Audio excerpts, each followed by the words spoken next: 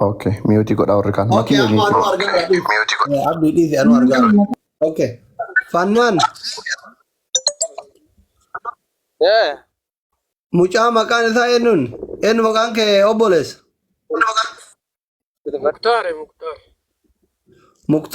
Muktaar eenyuti? Ijoollee eessaati?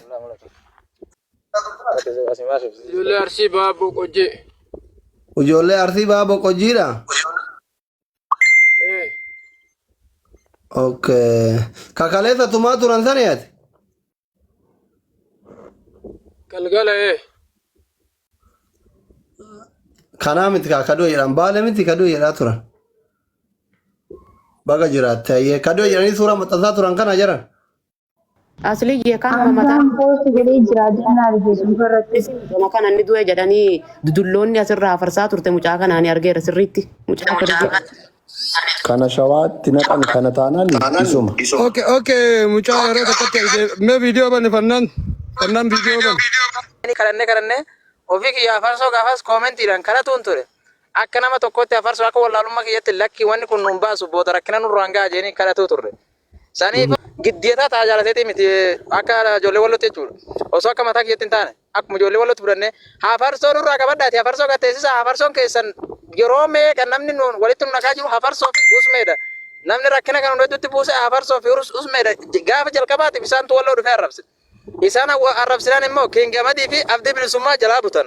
Dhugaa dubbatuudhaaf isaan jalaa butan malee isaan warra duraan arrabsee miti. Hoggatti isaan kan arrabsan isaan kan jalaa qabanii butanii fiiganiin dhugaadha.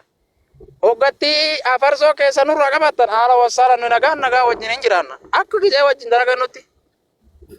Amma nuti warri asirra jirru kana faayidaan jirti kun antara wallootiin beeytanii abdiin jira makiin jirti. Nu jechuu amma feenan dhageeffadhu. Hafarsoo fi Kiingii Ahmadiif Abdii Bilisummallee nu warra gasirra jiru kanaaf hundi jaraartuu nuuf tokko si galee miti.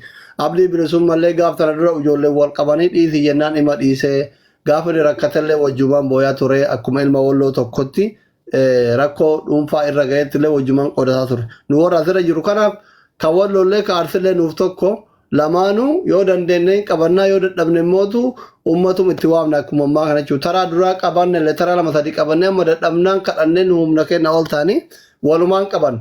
Amma ati akka nama miskiina karaa wajjin dalagattanii wal qaqqabdanii tokkotti lubbuu isaa tiisitee miira keessa galtee qabdee nama ta'e kan dogoggorreen jiru miira keessa qabdee eegas immoo irraa dhoogitee osoo ajjeesuu dandeettu osoo maruu dandeettu lubbuu isaa kana tursiisuuf galatoomii ammallee ofirra qabaatee hin gaggeessa jette galatoomii akka mootuu kana booda hin miinellee abdii qabna balaa biraa ka dhufu mootuu rabbi haa oolchu thank you so much galatoomii ummanni kenna mootuu warri mucaan doo jettan kunoo mucaayyoo ka jettan kana ta'e kunooti jaarsummaa qabna jettani deema bakka jaarsummaa qabdanitti fixadha nama 15,000 as jira namoonni 15,000 as jirtan ijoolleen kenna ka arsillee ka wallollee warri nama tumsiiftan qabii fidi jettan sinigalee miti yoo dandeettan waan kana dhaaba manguddoon Suud Arabiyaa keessa jirtan muqiimni keessattuu ijoolleen sikkoo mandootiif ijoolleen walloo hayyoonni olomaa'onni warri muqiimaa wallootii fi sikkoo mandoo ijoolleen kun namni isin hin beeyne jiru isinirraa mallaqa ergatu mana kireessitanii fi shari'aa bitanii waan gargaarti yoo dandeettan itti bilbilaa qabadha akkuma kun mucaan kun bilisummaa abdii anuu qabuun qabadha yoo dadhabdan immootu nama 4-5 jecha miskiinni wajjin dalagatu akka lubbuu waliin balleessine dabarsaa mootummatti kennaa jechuudha jaarsummaa yoo araaramuu didan kanuma isinin jedha warri yoo Asii oggutaa qacarraa kenna jechate amma jette kanarratti yoo hafarsoon nama arrabsuu hin dhiifne wal qabuun ijoollee wallootii fi ijoollee arsiidhaa itti fufa maaliif dirqaman eenyu tabbaa irreeti jiru jirtan jedhanii miti hafarsoon eenyu tabbaa irreeti jeeti ilmaan arsiidhaa naakaatti qabaa ganna dhiisaa jiru jira yoo hafarsoon qabaa ganna kana hindi hafarsoo fi abdii dhageeffadhu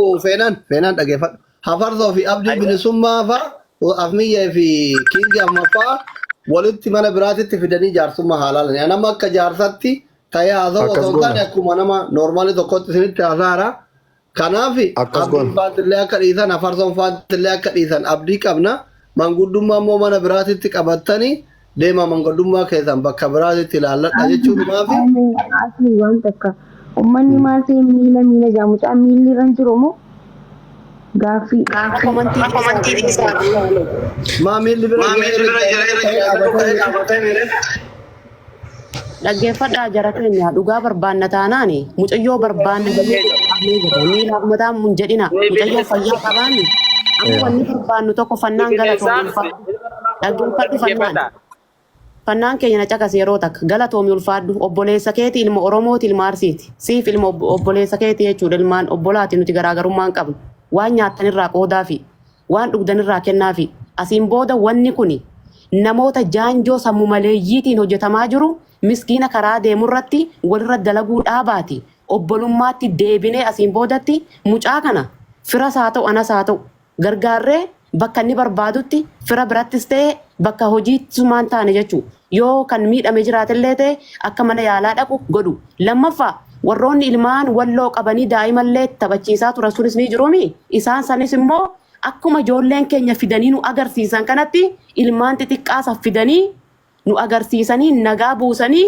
ijoollee sana bakka isaan barbaadan erguu waadaa walii gal lama sadaffaa osoo ragaa hin qabaanne warroonni laayikii foomantii suusii qabdan warroonni feesbuuk haaraaf tiikootii dhuftanii tiiktookar ofiin jettanii dubbii olii gadi hafarsan nurraa dhaabbadha rabbi sodaadha ammuma kanallee warri dubbii kana mucaan kunii fi mucaan kun obbo laalaalaa jara keenya komii walitti hin qaban nama biraatti isaan dogongorsaa jiraa jechuudha laal dhugaa dubbachuuf namtichi mataa goforee eenyu jettanii suni har'an miti kan ummata keenya walloo arrabsaa ture jechuudha mucayyoo san dhaabbachuu qaba abdii bilisummaa jaalattee miti jibbitee miti ummata jala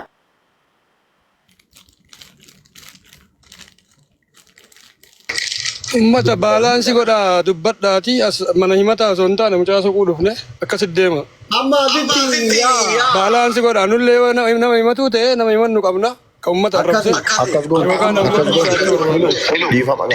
amma akkana goona miyuutii godhadha asli akkana goona wanni nuti barbaadaa jiru inni guddaan alhamdulillah mucaan lubbuun jiraachuudha argameera Oromoo siin komandoo ilmaan walloo qabdan sana fuudhaati ammallee itti bilbilaa jiru warri walloo irraas ijoolleen warri arsiillaas bakka tokko himadhaati wal geenye likki himna jechuudha hundumaattuu araara buusnee warri qabame haa hiikamu mana kennadhaa mana dubbadhaa baga mucaan lubbuun jiraate alhamdulillah hankanuman jedha mana himanneeti addaan galla baga lubbuun jiraate mucaan mana himadhaati achitti ol geenye akka ijoollee biyyaatti akka ijoollee Oromootti haasofnee nagaa buusne. Galatoomi Abdii Faayisaa laali. Amma wanti numarti asitti wal geennee namni 15,000 kun wanni wal geennee haas jirruu fi mucaan kun ruuhiin hin jiru jedhameetiin namni martuu agaree fatillee as keessatti wanni haasaa turre jaarsummaa waan birii himannaa waan birii hin bannu gama mucaan sun dhufee mucaa ijaan arguu barbaannaadhaami walii galle kanarratti argineemi.